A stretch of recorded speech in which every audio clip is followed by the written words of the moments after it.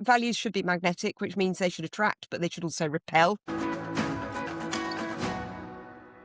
Welcome to the Arcaro Insights podcast. This is the show for leaders who want to thrive in a complex, adaptive world. Our mission is simple. We're here to help organizations learn and adapt faster than the rate of change in their environment. So we've been following a thread on and off in recent podcasts about purpose. We've had a great podcast with Eric Ries, who talked about Mary Parker Follett's century-old concept of the invisible leader, that a deeply embedded shared purpose should guide decentralized organizations. Stephen Wonka, in his AI and the Octopus Organization podcast, really communicated that an aligned heart is key to decentralized organizations, so that everyone has a common purpose and can make decisions without the need to go back up to headquarters. And the lovely slant came from Hilary Scarlett and her spaces model for collaboration, which took a neuroscientist view of it and pointed out that purpose is one of the core things that we need so that we don't revert to the 2-million-year-old Neanderthal running across the plains away from lions, and we stay calm and focused on what we're trying to do. But how do you actually make this purpose work? And how do you make sure that they're not those cynical posters that we've seen with whales jumping out of the sea or birds flying and saying relatively meaningless words? Well, we have today Erika Clegg is going to tear down this buzzword bringo and bring us something useful in terms of creating purpose-driven organizations. Erika is the co-founder of Larkenby, creator of the Active Ethos model, and author of Junk Values. Erika, welcome to the show. Hello. Thank you very much for inviting me on. Courtesy Pleasure. of our mutual friend, Mary Parker Follett. Well, I think we should just remind everyone who Mary Parker Follett is, because that's how we met. I found myself one Sunday morning trawling the internet on the Mary Parker Follett Foundation and saw you giving an excellent presentation that I thought was inspiring. As a result, I had to invite you onto the show. But not everyone knows who this lady is, because sadly she's been lost in time. So maybe you could share the listeners who she is. So when I'm talking to people about her, because I always know if I say, do you know Mary Parker Follett? No one, unfortunately, will nod, which is not good. This is not a good thing. But then the next question is always, have you heard of Peter Drucker? Oh, yes. Yes, because we're interested in leadership. So, of course, we've heard of Peter Drucker. And I said, okay, well, Peter Drucker credits Mary Parker Follett for essentially for his systems, his processes, his philosophy, everything. And so often things that are attributed to him, which he did in fact say, she said first, if I can say that, but she was a woman out of time. She couldn't even graduate from Harvard. Eric Ries was saying if she were around now, she would be a viral influencer. But just what is this invisible leader idea that she had? Well, interestingly, that's not one of her phrases that I tend to reach for. And one of the things I absolutely love about Mary Parker Follett is every one of her fans, the Mary Parker Folletters. Yeah. We've all got a different thing that we get excited by. But I mean, the invisible leader is... She was operating in the late Victorian age, and she divided her time between America and the UK, because actually I'm really proud of Britain for the fact that she could come and take a degree here and she could graduate, which she couldn't do at that point in America. So she came over here to graduate. And this, of course, was a time where there was a very hierarchical leadership structure. It was just embedded. And it was literal, because it was literally people on the mill floor or the factory floor who were sort of, operating the machinery and doing the drudge work. And then people who would have been up, literally raised up from them, who were in charge, pointing fingers, saying, you do that, you go there, you do, that style of leadership. And the closest I think that anyone recently has got to that was at the start of COVID, where suddenly we became these command and control leaders. And actually, I think we all kind of liked it. But most of the time, you can't do that in this day and age. But that was the world in which she was operating. And she had this absolutely extraordinary idea that if people had motivation, that if people felt some sense of the importance of what they were doing and their contribution to it, then they would work better. And that's what this boils down to. I mean, ultimately, it's completely Machiavellian, because we're Shocking. looking at how do you enthuse a workforce sufficiently that it wants to work hard and do well for you? Wow. So it's not about beanbags. It's not about, hero of the month. It's about none of that. It's about working. But she was amazing. And so, sorry, going back to the invisible leader, it's that sense that actually great leaders instill the capability in the people around them to have autonomy, to make decisions, to make choices. And bringing it back to my practice, the part of the reason why I'm so completely fascinated by this is the point of values is to help you make good choices, and not just as a leader, but everyone throughout the organisation. And if you express them clearly, not in junk terms, then it's easy for people to do that. And if you don't, it's hard. It sounds so obvious, doesn't it, really? Doesn't it? It's just common sense. Like so many amazing things, it's just common sense. But what's gone wrong then? I mean, why am I just rolling my eyes at pictures of whales jumping out of water and seagulls flying around and meaningless messages? What's happened? I know. It's nauseating, isn't it? And again, part of the reason why actually, the main reason I wrote the book was because this is the gloop in which I'm endeavouring to progress. And of course, when I introduce myself to people at parties by I work in values, you can see their estimation of me plummet. Oh, I thought you seemed quite normal, but I see you're just a BS merchant. So what do we do about it? Because the truth is that it has been overtaken. In the book, I do a story of sort of the modern history of values, and I start with Mary Parker Follett. And it seems that the problem hit in about the mid-90s, where every organisation suddenly went, we need a set of values as part of our vision, our purpose, our values. By the way, all of this stuff is useful. You do need to do it, but you need to do it properly. So we need a set of values. And then, I don't know how it happened, but this vocabulary started up, which was values words. I mean, how we have got so separate from all this means is what matters to us. But for some reason, it needs to have its own language, like French. So if you are coming up with your values, you need to make sure you're talking about integrity, collaboration, respect, diversity, excellence, whatever, blah, blah, blah, blah, blah. We know these words because we see them all the time. They mean nothing out of context. They are not magnetic. Values should be magnetic, which means they should attract, but they should also repel. They should really repel. You don't want the wrong people. You don't want to waste your time. And so there just became this sort of trite vocabulary that gets trotted out. And what happens is people do half-day workshops, probably during a management retreat. They write words on Post-it notes, like integrity, because they don't know what else to do because they're getting asked the wrong questions. And then the people go, oh, look, 5 of us are saying integrity, so that must be one of our corporate values. Let's roll it out. And then the chair launches it. And everyone who's listening to this claptrap, of course, gets even more cynical if they weren't cynical enough already. So it does the opposite of what sorry, I'm ranting. No, it does the opposite good. of what it should be doing. It's passion. That's what we want out of the rant. group. It's frustration. It's frustration because it should be useful. And honestly, the way things are going in the modern world with politics and institutions and the behaviour of some people who should know better, we really need this stuff. We really need it because we need to be able to trust our judgment. We need to be able to trust the organisations that we work in. And it can be done right. And so often it isn't. And that's a crying shame. Well, I mean, just going back to the badness of it. In your book, you've got a list of 100 or so words, but isn't there 24 that dominate? There are. And that's not my research. That's something called the Oxford Character Project, which happens every 4 years. The last one was in 2022. And what really interests me about that is one word. So before COVID, the single most common values word for FTSE 350s and companies in that sort of area was, well, can you guess what it was? No, if I've read your book. I don't know if it's a before or after. Okay, so it was integrity, of course. Right, yeah. Now, I have a view about integrity, but, whatever, if it works for you, it works for you. But surely not over 50% of sizable companies. Really? Exactly. Anyway, after COVID, it was collaboration. My theory on that is COVID came, suddenly all these teams, and we'd been working on the culture, we'd had the bean bags, and we were, doing vibing and all of this stuff.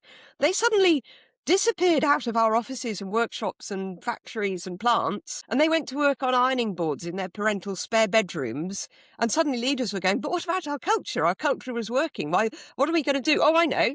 Collaboration. That'll work. That'll sort the problem. That's what happened. Well, it's like integrity for Enron, and these ideas. This is what the leaders want to happen in their organisation. Don't want to, because they, in that particular example, if they wanted it to happen, they would have behaved with integrity. And amusingly, they didn't at all. Exactly. So it's almost like we'll say it and now we can forget about it. Correct. And like if we say collaboration like a command, people will, thou shalt collaborate. Yeah, but they'll just ignore it because they think it's a load of nonsense. So one of the ideas that came across very strongly, and it would, it's fundamental to my way of thinking, is that it's the team, the organization, the people that have to communicate it. So, this you cannot force something on someone. You can only do what people want to do. Yeah. So the thing I always say is, it's not an abdication of leadership. You are not surrendering strategy, direction to everyone apart from the board. Of course not. Why would you do that? But you can't lead people you don't understand. And the other thing is, you don't just look internally. You look externally, because your clients have some really important things to tell you, as do your suppliers, as do charities that you're involved with, the media that you're, external organisations. I don't like the word stakeholders, but it sums them up, I guess. They have opinions, they have views, they have experience, and that is vital. Otherwise, you don't know the language, you don't understand what it feels like to work with or in your company. So how would a typical engagement with a client of yours look like? Well, so have you seen the film Nanny McPhee? No, sadly not. Shame. So lots of your listeners will have seen the film. And the story is that Nanny McPhee, played by Emma Thompson in redoubtable form, magically, she's a sort of Mary Poppins character, magically arrives at this household where the dad has been widowed and the children, it's Victorian, the children have been, just gone feral. And Nanny McPhee arrives and they don't want her to be there. The only person who wants her to be there is the father, who really understands the need. But of course, all the feral children, like, well, get rid of this damn woman. And then gradually over the course of the film, what happens is her process is evidenced in impact and in actually the joy that people get that they didn't get before, and the way that everyone suddenly comes together and all good stuff. And by the end, they're like, oh, you're great, at which point she leaves. Yeah. And that's basically how a project goes. So I will start, there'll always be someone who calls me, and who will usually be a new chief executive, or maybe the next generation of a family that's taking over. So that kind of sort of crux point, it's that transfer of power, Yes. And they will go, my goodness me, I've lifted the bonnet, I didn't realise. Help. Because, it's always true. Every organisation, when you lift the bonnet, there's always a bit of, oh my goodness me, that was well hidden. And then it's a process of recognising the need. So the point with values is you don't start with values. The point with values is you start with recognising the need, start with recognising the opportunities, the assets, the difficult bits, the stuff that you need to get through.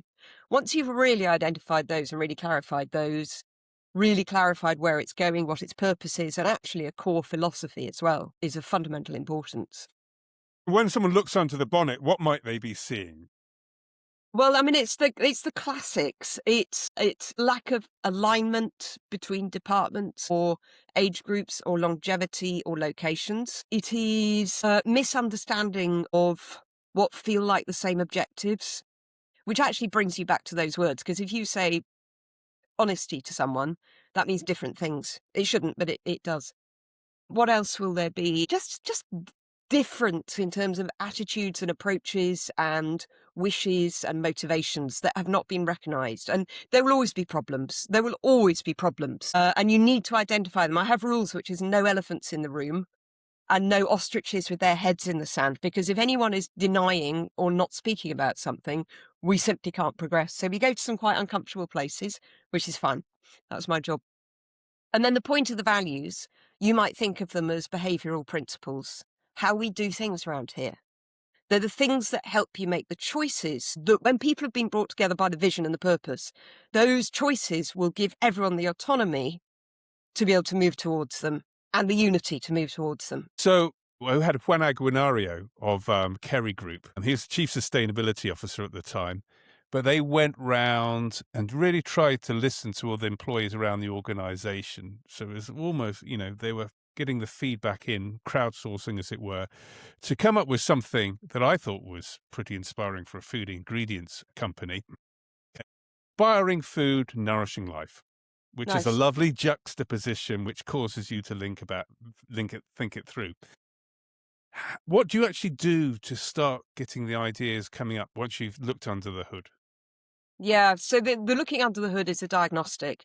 So I don't have people in a room together. Ideally I will speak to people individually because I don't want groupthink, and I don't ask them, what do you think our values are? And there's a few reasons for that. But really, number one reason is people kind of panic. They get a bit rabbit in headlights. Because I'm a great one for my animal metaphors, by the way. Apologies. That's good. Because they go, I don't quite know what that means. I don't quite know what it expects of me, what impact it's going to have on me, what actually are values anyway. So you just get them on the back foot, and that's not fair. And you're not going to get good stuff out of people. So the questions instead are, what's it like working here? Can you think of something like a time where things went really well? Who were you with? What happened? What did it feel like? Do you still talk about it? Was it celebrated? And you bring all of this stuff together. Now, of course, you'll get the complaints as well, and that's really useful. But what we're looking at is us at our best. And you do exactly the same, as I say, with clients, with suppliers, with whatever, what's it like working with them? And you distill all this stuff, and I call it filling the snow globe, because you know that thing with those little plastic snow globes that you shake them up and it's just overwhelmed. Yeah. And when I'm working on this, because I do this myself, I haven't got a great big team of people. It's me going into organisations doing this. So I do get to overwhelm. I mean, I will have a few sleepless nights because my brain is full of all these stories. But what you start to see is eventually that the snow settles and you'll see key themes. Now, bear in mind, the goal here is to have a set of principles that will help the organisation progress towards the strategy, delivery of the strategy. We're not creating a new organisation. We're not overwriting the strategy. We want to get to the strategy. But what starts to happen is you see themes, but you also see mood, you see personality, you see motivations, you see vernacular, by which I mean, what slang do people use? What are the words that people use? Because what really brings this to life is I find often that the specific phrases that I am recommending have actually been said to me in one of those conversations. So there's one lovely one, which I always I always look back on. I was working with a logistics company, and one of their team was based in a supermarket of depot, for where all of these trucks were going out from. He was a long way away from home. He was a long way away from head office, and his girlfriend had just had a baby. Now, I'd been having conversations which were going really well, and one of the themes that kept coming up was family. And I was thinking, this conversation is going to blow that out of the water. I'm really dreading it because it seems like such a good theme. But if I have one where it goes, it doesn't work, then it ain't going to work. Anyway, what this guy said, he said, I love working for company name because wherever you are, you're part of the family. He just said that. Well, obviously that became one of their values. Wherever you are, you're part of the family. And there's too many organisations just use that sort of family thing as a shorthand, and often it's nonsense. But I spoke to the guy who was at the furthest possible outpost on his own, struggling, and he still felt it. My goodness me, that was true. So that's the authenticity. That's the slow food. It's true. Yeah, exactly. But you've got to be patient. I'm not a patient person. I'm deeply impatient. The only way you can do this is with patience, because it's about longevity. This is about long-term thriving. This is nothing. None of this is ever short-term. And unfortunately, we live in a world where everything's getting faster. I mean, look at the way we've got this revolving doors of prime ministers in the UK. It's just, This is about trust, which comes up again and again and again. It is about the good use of power, and it's about sustainable practice, longevity, being able to deliver things with a big, long vision, not just short-term, quarterly, annual, financial. Yeah. No, indeed, it's fascinating because we think we just need to go back to the title of your book, just in case listeners has missed it.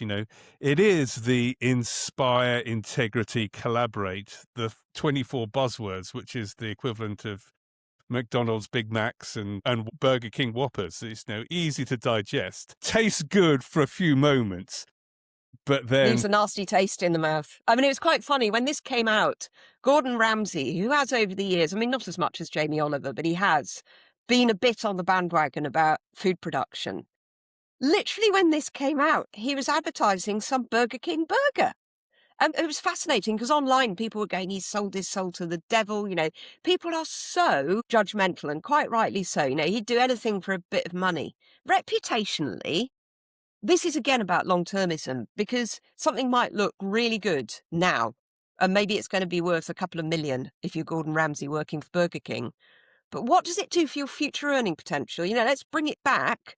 That none of this, by the way, is just about being nice. None of this is just about, being good people, although one would hope that most people are. This is actually about good business practice. But you've got to think long-term.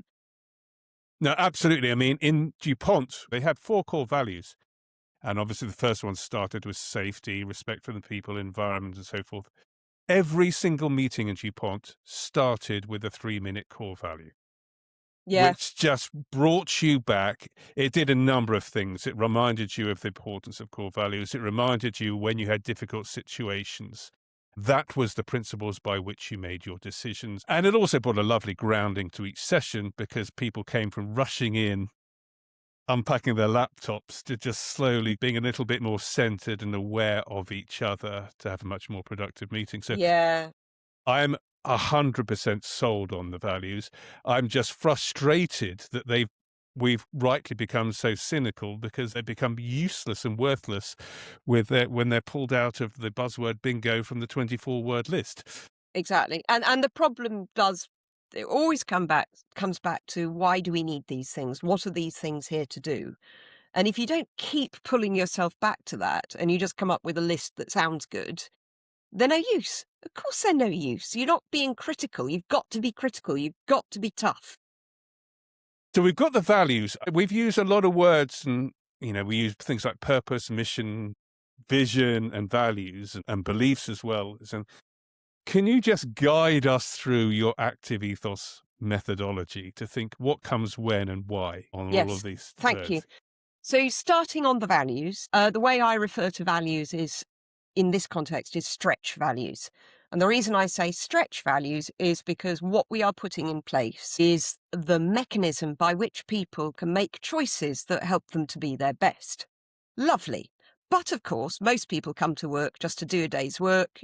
We want to achieve things in that time, but at the end of it, we want to go home, and that's it. So if we're suddenly strutting around the place going, stretch values so that you can be your best every day, you're going to get quite a lot of what? So what? Puh. Yeah. So you need to contextualize it, because those do not live on their own. They're part of an ecosystem, and that is active ethos, as you say. So the two things that are the reason are these two things. One is the vision, and the other one is the purpose. Now, when I talk about vision, I'm talking about something that really inspires people. So a reference point I have is Winnie the Pooh, another animal. Because there's a story I share, which is that Winnie the Pooh was walking in the 100-acre wood with his friends, and there was honey in a tree. And Winnie the Pooh absolutely loves honey. Now, Winnie the Pooh's personality is he's affable, but he's quite lazy.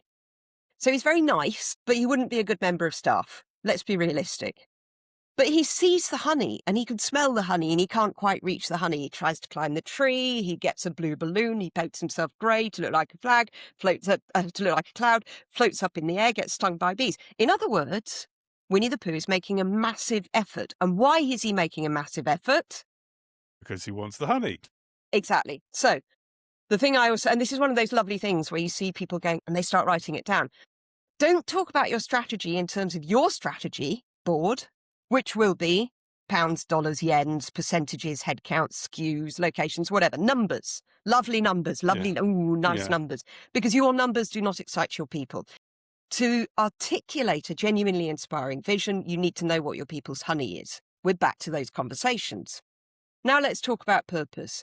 I talk about two types of purpose, and the reference points I use for these are a hammer and Maya Angelou.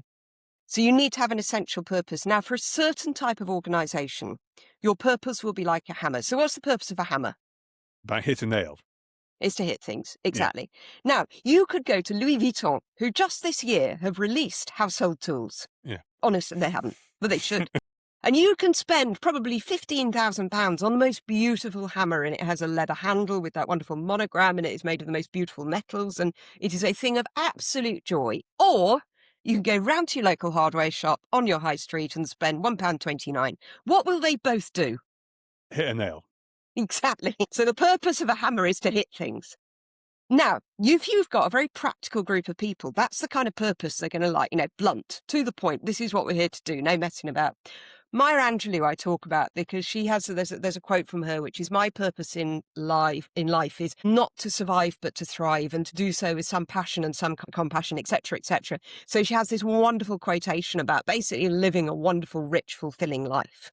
Now, if you've got a certain type of team, they will want their purpose to elevate the heart, to give them an emotional reward. So you know your team. You will go hammer or Maya Angelou version. Is it practical or is it emotional?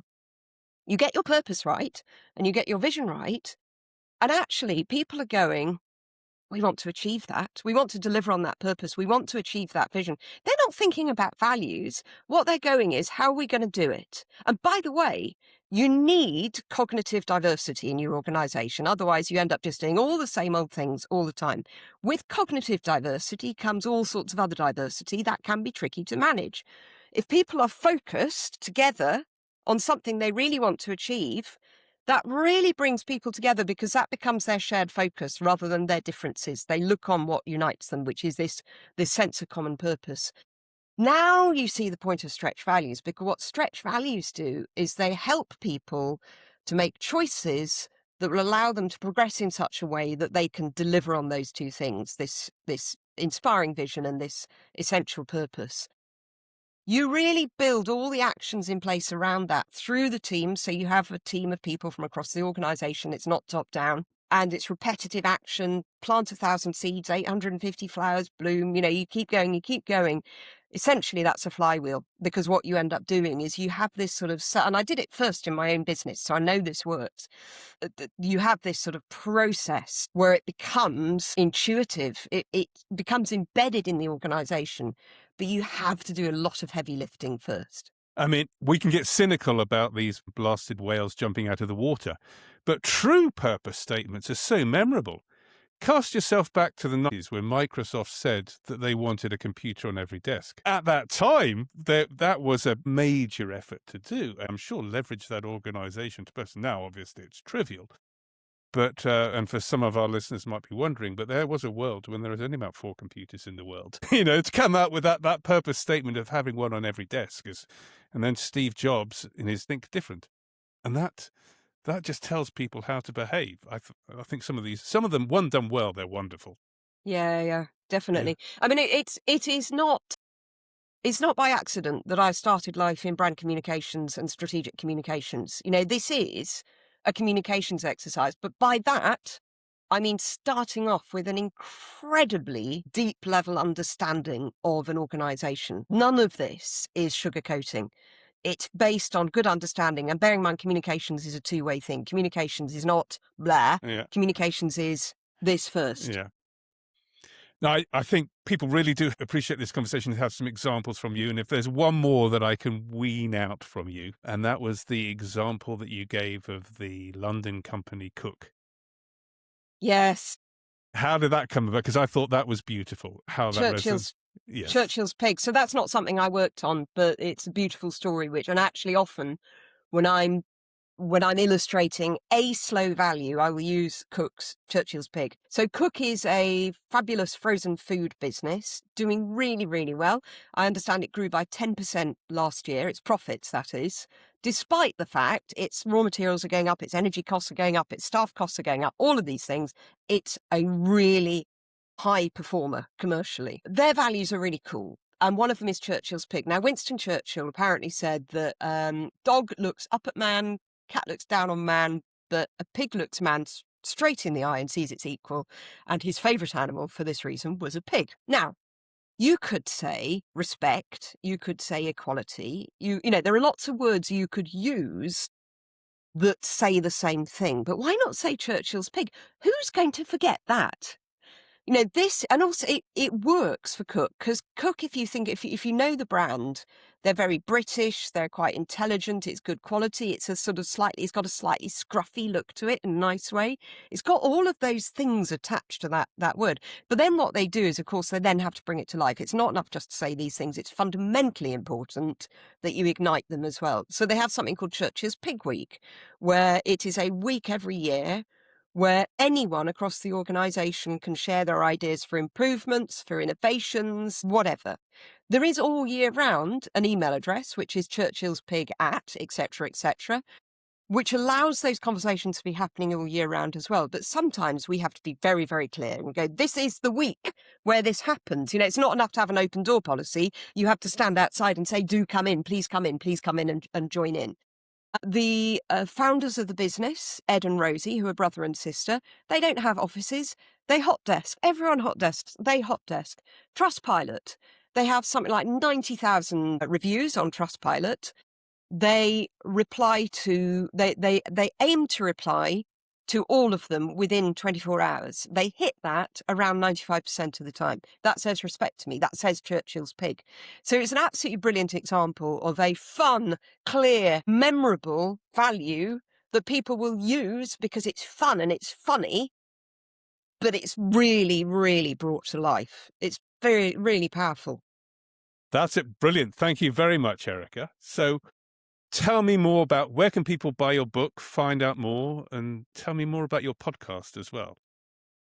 Thank you. Yeah, Slow Values. The book is available from all good bookstores across the world, which is lovely. It's currently shortlisted for the Smart Thinking category of the Business Book Awards 2026, which came as a nice surprise.